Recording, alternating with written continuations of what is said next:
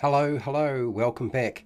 I know this is an odd thing to see. I'm doing a podcast. I have changed my program for today. Why? I will explain. My suggestion to you is be prepared for the honest truth, even though the thumbnail is very much clickbait. Like, it's clearly marked as clickbait, okay? But I'm going to put up a poll. Feel free to take part in that poll. I suggest grab some food, some drink, and I will be getting into the very first podcast for How to RPG.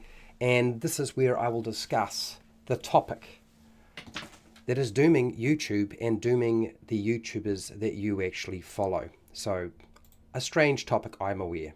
Anyway, let's get started, shall we? Hi, welcome to How to RPG. My name is Fred Weller, and today I want to talk about a very important topic. Now, from the thumbnail, you'll see right now that it lists Dungeons and Dragons and tabletop role-playing games, but it also lists Doom. Now, Doom is the new word. It's the new catchphrase that is used by pretty much everybody out there on YouTube who is trying to get an audience to watch them. And I've got a title that is very much clickbait. It says, why D&D and tabletop role-playing game YouTubers are doomed. Now, that's clickbait. Quite clearly designed to get you to watch. But it's also true. And let me count the ways as to why it's true. Now, this is not an attempt to throw shadow onto people. This is just the rather horrible reality of YouTube that exists now. And I have been sitting on this topic for a while, and I didn't want to say anything about it, and I've been hooing and harring about whether I should say anything, and so today is the day I'm going to put it forward. There's quite a few different things that contribute to this problem for YouTubers, whether they are small or large, okay? It will affect different YouTubers in different ways. So let me present my argument, my perspective, and then you can decide it amongst yourselves what you see is important and not important, and we'll go from there. Now, more importantly, I'm going to take the hat off. I'm taking the hat off because it's hot, but also this is serious. I need to be able to focus on what I'm saying. Clearly, all of you should know that YouTube is primarily an entertainment video platform. It is the largest entertainment video platform on the internet, okay? So this means that something like educational videos will never be able to compete with the entertainment factor, because primarily a lot of the reason people go to YouTube is to be entertained. And I mean, obviously some people are coming to YouTube to get some educational information, but I would question whether that's a lot. I would say to you that primarily if you're coming to YouTube, you're coming to be entertained. So something that's funny and silly and recreational in terms of entertainment, this is what the audience is seeking. Now, if you're very new to Dungeons and Dragons or tabletop role-playing games, maybe you will be looking for educational videos. Maybe you are the person who's been on YouTube for many, many years, and even though you've watched so many different videos, you're still looking for something that can be educational to you. I would say that primarily you're going to find very little of that, and there's a lot of different reasons for it. So here's the reality of being a YouTuber on YouTube. The vast majority of people on YouTube who are doing Dungeons and Dragons and tabletop role-playing games, because it's a tiny market, are sole operators. So a sole operator on YouTube, they do everything. They do not have any employees. The reason being is they can't afford to do so. Now, this is maybe because they are a hobby channel, but hobby channels where you might say there's more of them than there have ever been before. But the realities of running a YouTube channel has changed over the last 6 or 7 years, maybe a little bit longer. Like the expectation of your audience in terms of what you make and the quality of what you make has completely altered. And as a result of that, it's changed everything that you have to do as a YouTuber. So it's significantly more expensive to be a YouTuber doing D&D and tabletop role-playing game content. Okay, comes down to things like webcams. Even if you buy a low-end webcam, the expectation is that you would have something that at least is capable of doing 1280 by 720. I use 4K. I'm sort of live streaming in 4K. I can tell you now, the webcam to broadcast in 4K it's more than 4 times more expensive than your standard webcam. It's much more expensive. And then if you're not using a dedicated webcam and you're using a proper sort of digital camera, that's even more expensive. I've got a camera pointing at me that I'm not using right now because it overheats, a Blackmagic camera. It's worth $6,000. The webcam that I have is worth about $350 currently in New Zealand. Now, I'm in New Zealand, so wherever you are in the world, it's going to be different. So digital cameras, web cameras, they're very expensive. But that's not just the biggest problem. It's the fact that you need to have a high-end graphics card to be able to broadcast that image to YouTube in a state which is usable and isn't just garbage. You've got to have a very powerful computer, not just a high-end graphics card, but you need to be able to feed information through your central processor very quickly because you're dealing with video. And the more advanced websites get and the more advanced the technology gets, the more powerful and the more expensive things become. Okay, my computer, for example, is just over $5,000 New Zealand, so it's not a cheap end computer. You could obviously buy something even better now. It's about a year old now, in fact. And the quality of your microphone. My microphone, I think I spent something like $200 or $300, but you could spend so much more because quite often on YouTube, as a YouTube creator, you have to ensure your sound is of a high quality. It's not just that though. You've got the acoustic panels. You have to have a dedicated room or space because you're going to have to put acoustic panels on your walls to stop the sound bouncing. I'm literally in a little cupboard. You know, it's like a tiny room. So if I don't have acoustic panels, if I don't have a pop filter, if you don't have those things, you just can't really get decent sound to YouTube, and of course your audience will disappear. Things like professional editing software. Easy run you $1,000 for really good stuff. Now you can buy cheap stuff, but you can also buy, get free stuff, but it's not very good at doing what you need it to do. There are so many restrictions. I've used free software. It really isn't that great. And it has limits on terms of what it can do in terms of sound and what it can do in terms of video. Streaming decks. If you're live streaming, you might have a streaming deck. I do have a streaming deck.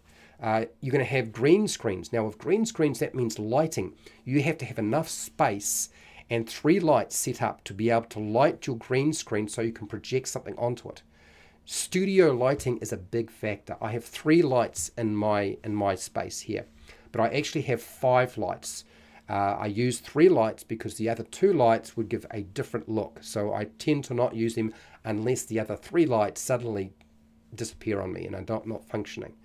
And dedicated space, like you literally need to have office space for this. So all your tabletop role-playing game accessories that you can imagine also come into this, whether that's books, miniatures, maps, and other resources. These are all costs. It's never-ending cost. It is not cheap to run a YouTube channel like it was before. When I started out, I could literally use a very low-end, cheap, nasty computer that was quite old, and I could use somebody else's camera. I just used somebody else's camera for free. And that's what I did on YouTube. But it doesn't last that way. You got to do more now because people expect that. So as a result, most Dungeons and Dragons and RPG tabletop role-playing game YouTubers aren't paying themselves. They're not paying themselves at all because all of their cost goes into the running. If you haven't counted the internet, your power output, the equipment that you're using, they wouldn't even pay themselves minimum wage. In fact, they wouldn't even be paying themselves at all most of the time. For all the time they've spent managing, running, and the more and more you wind up doing, the more and more you're expected to do, because YouTube does this.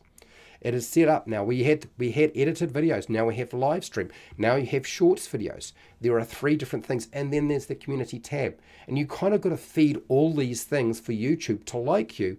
Otherwise, it does funny things. So you are left alone to do the editing. You're left alone to figure out how to do art, which means quite often that you're appropriating art from somebody else. And this is well before we did artificial intelligence artwork. And now you have to declare that. YouTube actually states that if you use any kind of artificially changed or transformed stuff, you now have to declare that in your video metadata. It has to be there.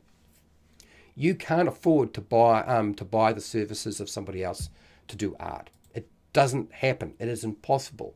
The vast majority of us are figuring out how to use stuff so that it's fair use, or it is fan policy stuff. Like the fan policy is what a lot of Dungeons and Dragons YouTubers are using right now. But it's not just that. We're also using the fan policies for Paizo and other people. And in some cases, we're just appropriating stuff because we don't even know where it came from, because you just did a Google search and you then try to figure out how to put and mash all these things together. So you've got to wind up being a graphic artist, and you've got to work out how to put it all together fairly quickly, which of course you can't. So there's a lot of stuff. Now that sounds like a lot of doom and gloom. And yet there are so many people out there. Why are there so many people who do this? There are more people running Dungeons and Dragons YouTube channels and tabletop role-playing game channels than have ever been before. So how is it that that happened? Well, something happened along the way. Something that a lot of people weren't expecting. A complete change in the way that YouTube, in particular D&D, was going to work. And it was fed by something else as well, which I'll talk about in a second. But let's start off with the pandemic. You remember that thing, that COVID-19 pandemic? Like, as a result of the COVID-19 pandemic, right back in 2019, I think that was the start of the 2019. It's really where everything started to sort of culminate. Certainly overseas, here in New Zealand, we didn't really feel the impact until 2020, okay? Suddenly, everybody's in lockdown. They can't do anything. They can't go to work. If you can work from home, great, but if you can't, you're stuck in your house. You're living off the government. And so what did people do? They had a computer. If they had a webcam, like webcams, you couldn't even buy a webcam during the pandemic because everybody was buying up webcams and starting YouTube channels. And if they weren't starting a YouTube channel, they were using that to communicate with other people somewhere else because they couldn't go and visit them. So hundreds, maybe even thousands of Dungeons and Dragons YouTube channels suddenly just popped up. Sometimes there weren't even Dungeons and Dragons. Sometimes it's just tabletop role-playing game stuff. Maybe it was just a particular type of tabletop role-playing game. All sorts of things were going on here. This is where this huge influx occurred. And it had to compete with exactly the same audience. Yet, but that audience was still stuck at home, just like they were. So the amount of people watching YouTube expanded during the pandemic. And after the pandemic, it contracted. Yet the number of YouTube channels that deal with Dungeons and Dragons and tabletop role-playing games did not really contract. There are a lot of channels that have fallen away, but it has not contracted that much. So as a result, they fail to be successful because there's an oversupply. It is greater, the supply of videos created on these topics, than the demand, okay, and the time that an audience can actually dedicate to watching these tabletop role-playing game and related videos. There were only about maybe 20 regular D&D and RPG YouTubers before the pandemic that I can remember.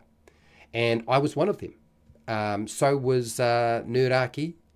So was, and Nerdaki is very small now in comparison, really. And then you look at some of the other channels that don't even exist. Dawnforge Cast doesn't exist anymore. A Fistful of Dice, he doesn't produce anything anymore. He's gone somewhere else. So there were only a handful, really. You could count them on two people's hands, 20. And now there are thousands of channels trying to figure out how to do this. And they can't all succeed because the audience is not big enough for them. And this is a real problem, not just for small YouTubers. Certainly it's going to be a bigger problem for them. But even the large channels will find a drop-off in viewership. And a drop-off in viewership is a bad thing. Okay? A drop-off in viewership means less money. You've got to find another way of making money off what you're doing. Now, you might also be wondering, well, yeah, but there's search. YouTube search. People can go and find things on YouTube about a video content, about video topics that they want. Dungeons and Dragons, tabletop role-playing games. Absolutely, yes. In fact, YouTube's search engine is one of the largest search engines and the most used search engines in the world. Google would be at the top. Now, Google owns YouTube. But what a lot of people don't realize is that Google as a search engine is far superior than the YouTube search engine. You may have noticed this because the filter, the function of the YouTube search engine, it doesn't operate like a normal true search engine. It is designed to list videos that the machine thinks that people will like. So even if you type in a search into YouTube, you're going to get maybe a couple of videos, probably the ones that have the greatest number of views, which YouTube assumes are the best videos. Not necessarily will be the best, but assume that they are the best videos for you to see. They'll list those first, but first you're going to get an ad at the top when you do your search. Then you're going to get a list, a couple of maybe one or two, maybe even three, and then after that, it will then list probably about 4 or 5 videos that YouTube thinks you will watch next, because other people who were watching this sort of content or this sort of video topic have watched in the past, or even if they didn't watch that particular thing, they just think that based off your demographic and what the machine understands about you, which may not be very much, they think these are the things you'll watch next. You didn't even ask for those topics, and yet it's presented it to you. Then after that, you might get a few more videos on the topic, but the vast number of videos made on a specific research topic that you might be going for, maybe you're looking for mechanics on Dungeons and Dragons or tabletop role-playing games. You're not going to get every video on that on YouTube, because YouTube doesn't work like that. It is designed to figure out how to keep you watching videos, and it doesn't really care what you watch. So as a YouTube creator, as a YouTuber creating D&D content and tabletop role-playing game content, you can't count on the search engine. And would you believe it? The vast majority of people who are on YouTube use the YouTube search engine to find videos, when it is the most ineffective way to find what they're looking for. YouTube knows this, so they know they can tailor that. In fact, you are more likely to find a larger range of videos on the topic you want by using something like Google or Bing or Yahoo. Those are all like proper dedicated search engines, have a vastly better chance of finding what you're looking for. Another problem is that YouTube and Google aren't locked into other sites. Like, they can't pull up videos from somewhere else. Now that makes sense, you're dealing with YouTube, but even Google can't really pull up videos outside of YouTube. It can't really access TikTok. Vimeo, it won't be able to access a lot of the information on there. So you can't find those videos, even if you wanted to be able to have access to them, even if you were willing to pay for that, okay? So finding a specific topic on YouTube is extremely difficult. And external engines are the most efficient way, yet people don't use them. So YouTubers can't count on search engines. If you thought you were going to be able to do that, no, you can't. It is unfortunate, but it's true. Next, most Dungeons and Dragons YouTubers make exactly the same video topics and content. Their video material is almost exactly the same. They will release it. So they will have released a video topic on something that was made by a different YouTuber or another YouTuber 10 years ago. Maybe from their perspective, but essentially it's the same information. In fact, veteran Dungeons and Dragons and tabletop, but mostly Dungeons and Dragons, but veteran tabletop YouTubers and D&D YouTubers make the same type of video multiple times. Now you will have noticed that I do this on my channel. As every channel's doing this, the only thing that's different is the title and the thumbnail. Because you cannot use the same title or thumbnail, because YouTube will notice this and it will flag that video as a problem. Why do they do this? They do this because it works. And there's nothing else for them to do other than to follow what works. There's another problem why people make the same video content, the same video topics, even if the titles and the thumbnail is slightly different, is they don't have anything else to say. There is a point where you reach where you don't have anything new to say. So what do you do if you are dependent on trying to make this work, whether that is your main core income, or whether you're trying to make it your main core income, or the desire is that in the future you will be able to do that. Yet you have nothing new left to say. This is one of the biggest problems you might have discovered, is everything seems the same now. Everything seems the same. Have you noticed that there has been an explosion in Dungeons and Dragons and tabletop role-playing game drama and scandal news videos? I have. I see them all the time. YouTube puts them forward all the time. Why is this? It's because the YouTube audience likes them. They flock to them like a flame, like a moth to a flame. So every time we had drama around Wizards of the Coast or any company, AI Art, the OGL scandal, the open game license scandal, the debacle that occurred with Wizards of the Coast, created a lot of these types of videos. Now, why do YouTube channels make that sort of thing?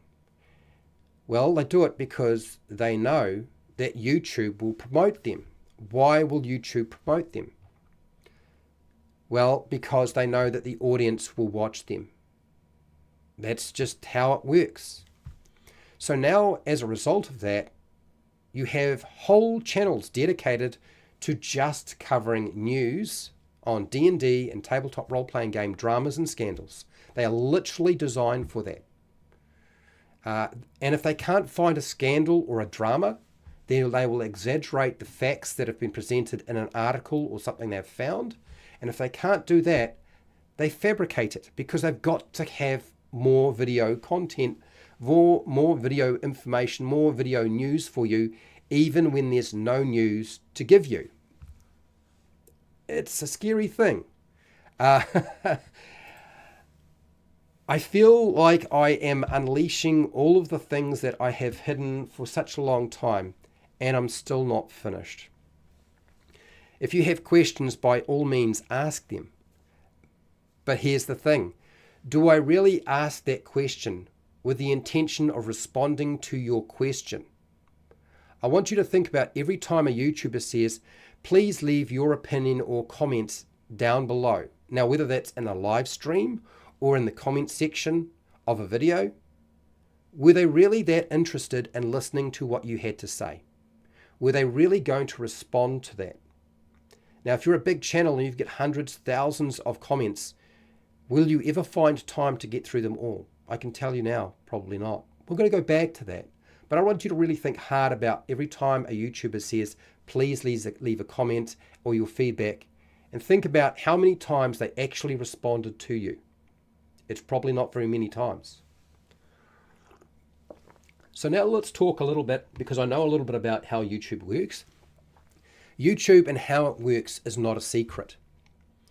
There are certain things about YouTube that we don't know and don't understand. In fact, in some things, YouTube doesn't even understand itself, okay? Because the motor, the engine is constantly changing. But there is one thing that is happening on YouTube that does exist. Have you heard of facial recognition software? YouTube uses facial recognition software. Why does YouTube use facial recognition software? Because YouTube knows that the main audience that wants to watch things like anything actually knows that YouTube is looking for celebrities, famous faces, because famous faces, celebrities, people that people know, that are well known, who are famous and well respected or an authority in some way, people look for that. They're looking for that face in a thumbnail, in a video. So what do Dungeons and Dragons and tabletop role-playing game audiences wind up doing? They go and watch those people, celebrities, fame. Now, that's fine. If they're popular, they're a recognizable face. So this is how it works for a YouTuber. You make a video on a topic that you've already made before, or somebody else has already made before, saying essentially the same stuff. But nobody's interested in that. Not really. So you put the face of popular people into the thumbnail. Now, by doing that, you have now at least captured your audience into thinking that they're going to be seeing those people in the video. When you see a famous face like Matthew Mercer, Chris Perkins, Jeremy Crawford, Brandon Lee Mulligan, I believe his name is, and many others. Jenny D, I would say, is recognizable facially, it stands out. Matthew Lillard, I believe. Those faces on a thumbnail have at least captured the audience initially. Now they can go over the top of the thumbnail and the video starts to play before they even click on. And if they do not see the faces of those people that were in the thumbnail, then your audience almost immediately knows it's a trick. But so does YouTube. So that means that when you're creating a video as a YouTube creator for D&D and tabletop role-playing games, you must ensure, if you want to get enough people watching it, or a lot of people watching it, you have to have a popular face in your thumbnail. You need to have a very simple thumbnail, and you have to include video footage of the people whose faces you included in the thumbnail. Because if you don't do that, your audience feels like they've been tricked. Also, too, YouTube will flag those videos. A thumbnail alone without the faces in the video is a problem, which means that people are now cutting, splicing, and sampling from somebody else's video that belongs to somebody else. Now you can say that's under fair use, and that's usually how people operate. We take a small portion of somebody else's video content that has their face, usually the famous people, and we put it in and we include that and we talk over the top of it to explain ourselves. But we never actually had any contact with them whatsoever. We never got permission to do so. Okay? But that's how we promote our videos. That is how people do it. Now, I don't do that. I used to do the thumbnail thing, and I never sampled somebody else's video. That doesn't work. You have to do both. This is how they get you. This is how they get their audience. So you're getting tricked into watching stuff. Now, you may not notice or even can be concerned about that, but give it long enough and suddenly the wheels will turn and you'll start to realize what's going on. Now, for somebody who's completely new to Dungeons and Dragons and tabletop role-playing games, who comes onto YouTube looking for those types of videos, these are the videos they're going to go to first. These are the videos they're going to go to first. I wouldn't blame YouTubers for doing it that way. Honestly, I would not blame them for having to resort to that sort of thing. Because they're trying to survive in 1,000 different channels. There's 1,000 different channels they have to compete with. They've got to find some way to get you to watch what they're doing, since they're not the only one doing it. So what else have they got to do but to do? They've got to utilize facial recognition. And so does YouTube. Now, YouTubers need really high-paying sponsorship. Now, why is it necessary to have sponsorship in a video? You might have noticed I almost never have sponsorship in my videos. That's not because I haven't been offered them, because I have. I usually turn them down. That's a silly thing to do, right? Because if you want to actually keep your YouTube channel financially viable, you would accept them. But there are some conditions when a sponsor contacts you by email. And the reason we are using the sponsorship is because AdSense revenue is low. It is unpredictable. But also, a few years back, YouTube changed the way that they paid YouTubers in terms of AdSense revenue. People don't talk about this stuff, I'm aware, okay? I'm telling you because I know I'm a YouTuber, I know what it's like. I know exactly. About, let's say, 3 years ago, I would say about 3 years ago, maybe a bit longer, maybe a bit shorter, or somewhere around there, 1,000 views on my channel would have paid me about $10. You might think, 1,000 views for $10, that's not very much. Oh, that's a lot. No, it's actually not very much. But you know what it is now? It's more like $3.50 or $4 for 1,000 views. And it will be different in terms of the amount of revenue you make off 1,000 views on your channel will be different depending on your channel. Okay, where you are and how big you are and how many views you get off a video, it will be different for everybody because your traffic is going to be different. But everybody's has dropped by about a third. So the amount of AdSense revenue that a YouTuber makes has dropped by a third. This is why you've seen sponsorship and paid ads literally plugged in to their videos. And it happens more and more and more, even on small channels, not just the big channels, but even the small channels. Here's one of the problems with sponsorship. When you get contacted by email, they won't necessarily tell you how much they will pay based off your channel. They will ask you for a price.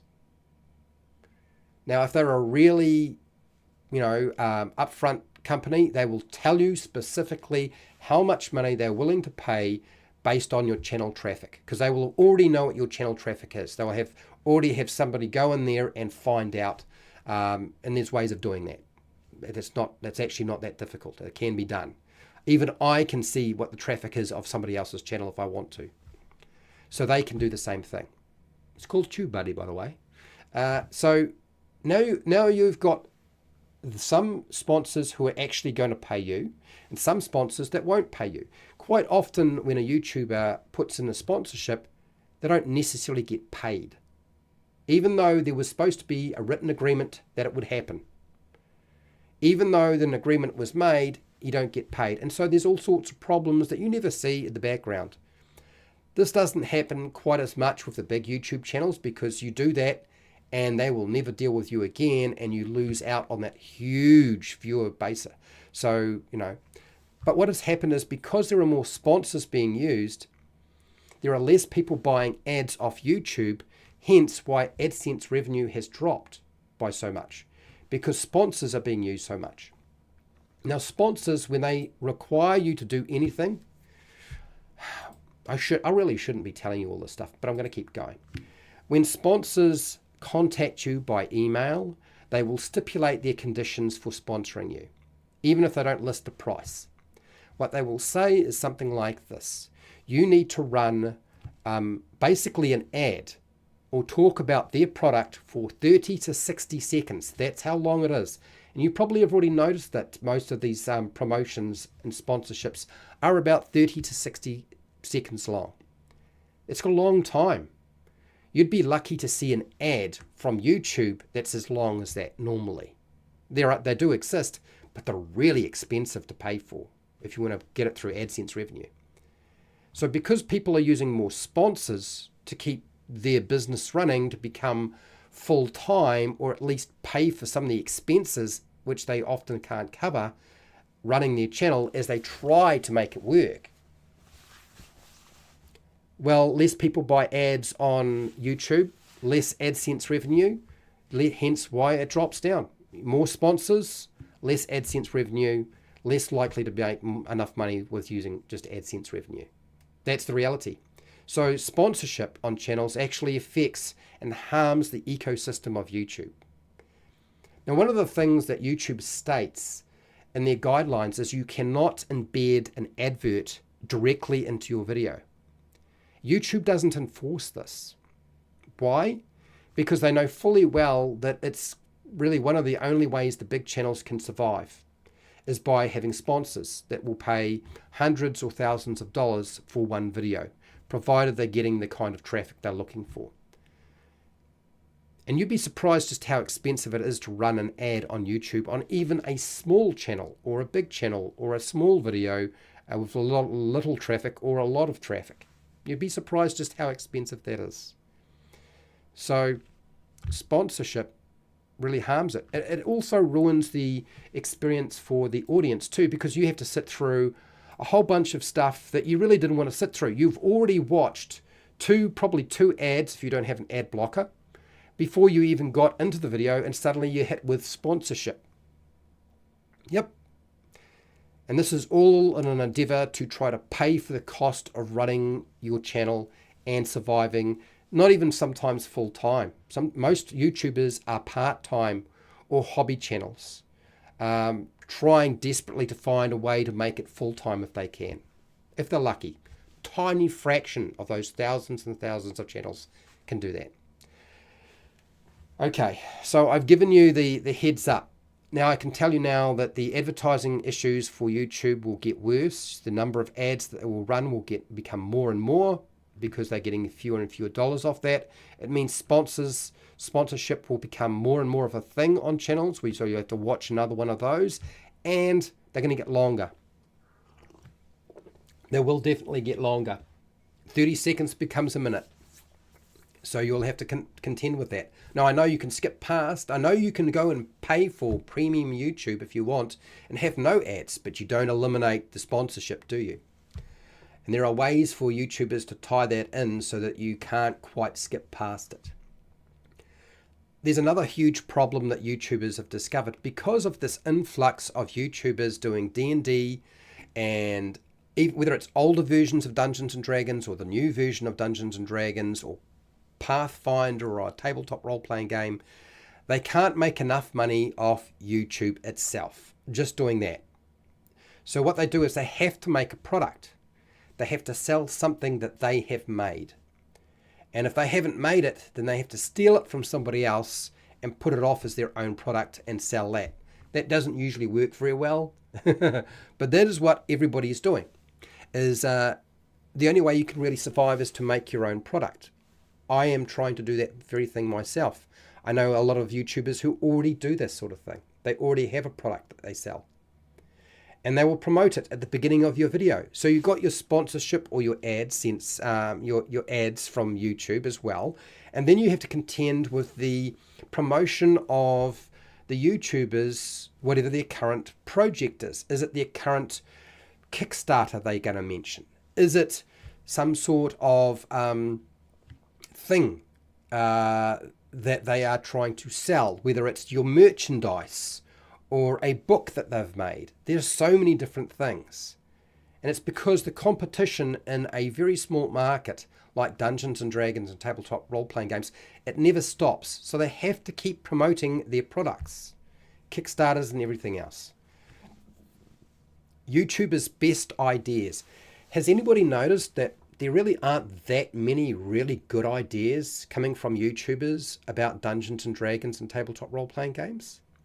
Even though the number of YouTube channels has expanded 100, 1,000 times more than it was before. Why is that? It's because the best ideas and material are blocked. YouTubers are blocking them. I said this was going to happen, and it will happen, and it will continue to happen. So they block it with a paywall. That paywall is called Patreon. Patreon is often how many YouTubers actually manage to survive, provided that they can get a product together that people like and keep coming back to. There are people who come onto Patreon and they'll pay once, download everything they want, and then leave. So then YouTubers will change the structure for their Patreon so that you can't do that. Or sometimes there'll be no tiers and you just get everything you want, pay once, you get everything you want, and you're done. If you want to keep getting more stuff, then you have to stay on. Yep. Then Kickstarters. Again, Kickstarters are what make a lot of money for YouTubers. Drive-through RPG. So maybe you don't do a Kickstarter, but you do produce a PDF, something like a book in digital form that you sell on Drive-through RPG. They take about 30%, you get 70% of whatever you're selling that for. And then hopefully you can get enough traffic to buy that to make it work. Or you sell it on D&D Beyond if you're lucky and you're Wizards of the Coast. Or you're a third-party publisher and Wizards of the Coast likes your book. Then maybe they'll promote it on D&D Beyond, which is a huge marketplace. Or then there's the Dungeon Master Guild, which is essentially basically just a repository for everything D&D 5e. Or maybe you sell your PDFs on a different platform. Spotify is now the new thing. Spotify and YouTube is the new thing. Or maybe you sell a physical product that you have to go to a website to purchase. Or from Amazon if you've managed to arrange some way of selling it on Amazon, which you can do if you want to. The cut is pretty ruthless though.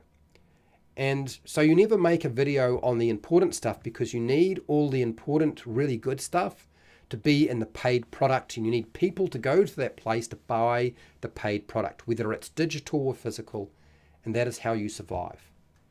That is how you survive on YouTube. Are you starting to realize just the extent of the problems that YouTubers face when they're dealing with Dungeons and Dragons and any kind of tabletop role-playing game? It's pretty bad. But it doesn't finish there, unfortunately. It keeps going. Have you also noticed that almost every single YouTuber spends a lot of time saying, please like the video, subscribe to the video, hit the bell button, and make sure to check all, because if you don't, you won't be notified. If you don't check all, then not every single video on that channel will be notified. You'll get the notification for.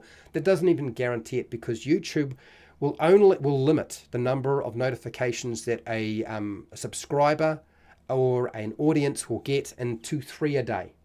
So if you are not the first one or the second one or the third one, and you want it being the 4th video to go up, or the 5th or the 6th, you do not get a notification for that. Even if you checked all, it doesn't go to you.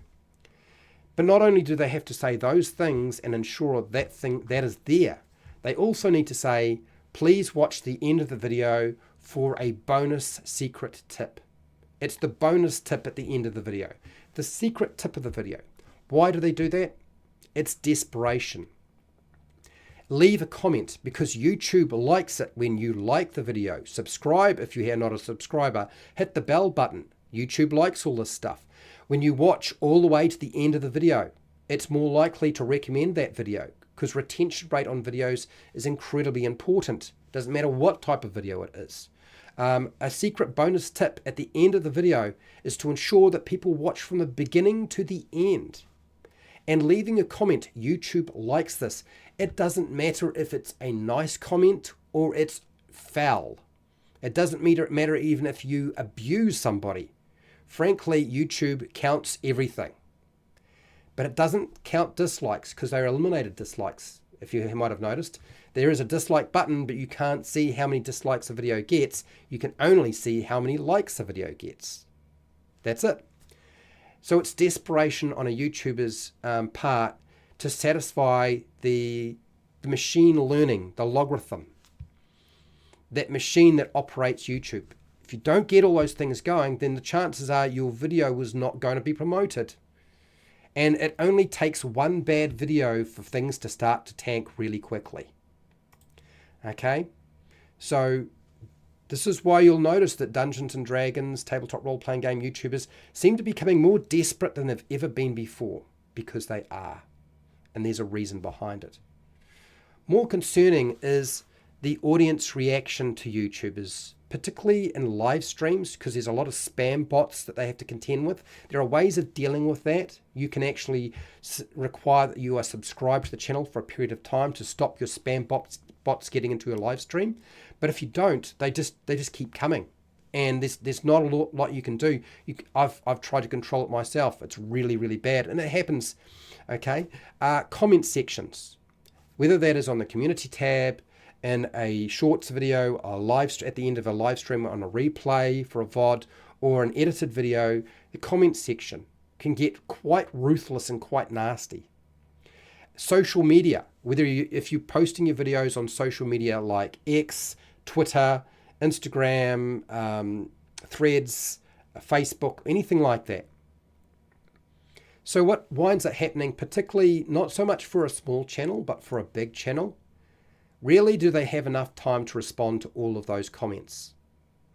But also too, really, is it a good idea to respond to those comments?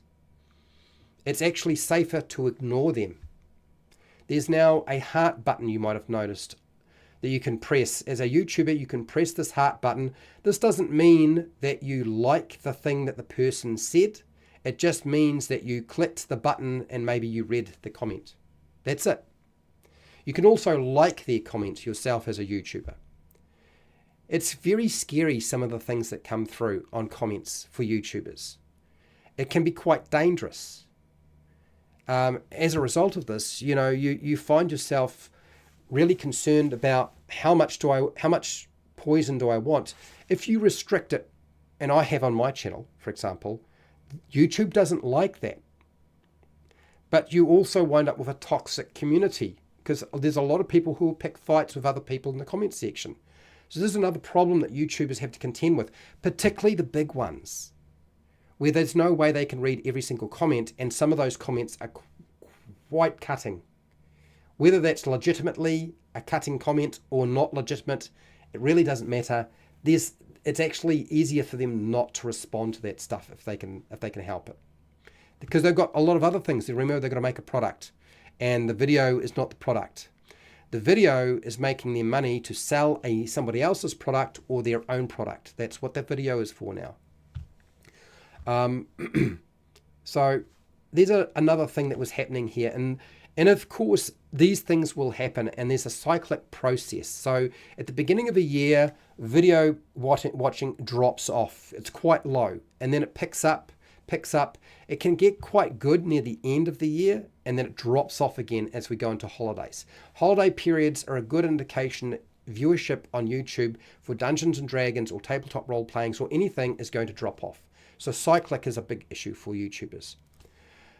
Wizards of the Coast Dungeons and Dragons is the biggest tabletop role-playing game out there. It's the biggest thing out there. By question, you don't have to question it, it's a fact. Unfortunately, Wizards of the Coast Dungeons and Dragons book sales have dropped off. So this means that including things about, a Dungeons and Dragons book, whether it's 5e compatible or not, and it's from Wizards of the Coast, isn't necessarily going to be very useful because your audience is not necessarily as big as it was before. When the audience was big and a lot of people were buying those books, then more people were interested in seeing a review on that book. So historically, you could rely on a popular topic, the newest book from Wizards of the Coast, Dungeons and Dragons 5e, to make revenue. But you can't do that now. In fact, even the YouTubers that are in the States, and usually you have to be in the United States or North America to get books sent to you for free by Wizards of the Coast, they're not going to ship them to another country. It just doesn't happen. I can assure you, okay, it doesn't happen. Even the biggest YouTubers don't get stuff sent to them by Wizards of the Coast for free. So unless you get the book for free from the publisher and you get it as a preview in advance before the release date, then the chances are that you can't show much in the video because there'll be conditions laid out by the company stating that you can't show the entire book, you can't show pages, because people will screenshot those things. And then, of course, it winds up on Threads and Reddit and somewhere else. And there's another problem. When you get sent books for free and to do a review, whether it's Wizards of the Coast or somebody else, if you say something negative about it, you're off the mailing list. You can be guaranteed you're not on the mailing list anymore. So it's very difficult for a YouTuber to be honest about their review on something when they have to get the book for free and they're not paying for it. If they pay for the book, they can't probably make enough money to actually pay for the time it put in to make it in the first place. If you say something good about it, maybe you stay on the mailing list. And if you drive enough traffic, you stay on the mailing list. But maybe you weren't completely honest about your review of that book. Maybe, in fact, you were completely dishonest about your review of that book. Maybe you left out a lot of information that people really needed to know. Have you noticed recently that when you look at a book review for Dungeons and Dragons, whether this is for Wizards of the Coast or even a third-party publisher, a lot of people, but particularly Wizards of the Coast, you do not see a flip through anymore. That's it. You don't see a flip through of the book. They don't show you the book. And why are they not doing this? It's because they know if you say something that is clearly false and you show people the book as you're flipping through, they will be able to get a much better idea of what's going on here. So the majority of D&D tabletop role-playing game audiences are still drawn to clickbait titles and to thumbnails. So YouTubers dealing with D&D and tabletop role-playing games, not everybody's doing this, but quite a lot of them don't see any other choice but to use this trick on their audiences. But there's still not enough people out there to actually generate the kind of traffic that they need. You'd be surprised, think about it. If you need 1,000 views to make roughly $3.50 or $4, maybe you'll get up as high as $10 if you're a really big channel and you get a lot of traffic. How much money does that actually generate for the time you put in? Think about all the time it takes to edit. So HowtoDandD would spend 40 hours a week in the past, he doesn't now, editing one of his videos. 40 hours a week just in the editing studio. That's not even recording. It takes him all week to make one. Yet he's still got to do the stuff for Patreon. So that means that's a long day. Yeah? I find it interesting that even when you click onto a title that's clickbait, most people don't watch to the very end. And you have to keep retention on your video. Remember, YouTube doesn't like it when people click away. If they don't watch the whole thing, then it's deemed to be potentially not a very good video. So making a living off YouTube and social media videos, it's become, particularly for Dungeons and Dragons and tabletop role-playing games, it's become the new false American dream. Now, those of you who are in America must know what the American dream is. And you must understand the concept of the false American dream, because there was a book called Death of a Salesman that was written. It's a play, okay? You can read it. It's been around a long time. Maybe you've never heard of it. Maybe you have. And it talks about the fallacy of the American dream. But the American dream is not just the American dream. Because remember, we're talking about globally. YouTube is primarily an American audience, but it is also global. Okay, it's in India, it's in the UK, it is in New Zealand and Australia and other places around the world. It's in Canada. So it is global, but it's also become the new global dream, the false global dream, to be a YouTuber where you are your own boss and you can make a living off it. That's why there are still hundreds and thousands of people still trying to do it on YouTube to this very day. Does that make sense? This is why what happens on YouTube is going to become more and more of an issue.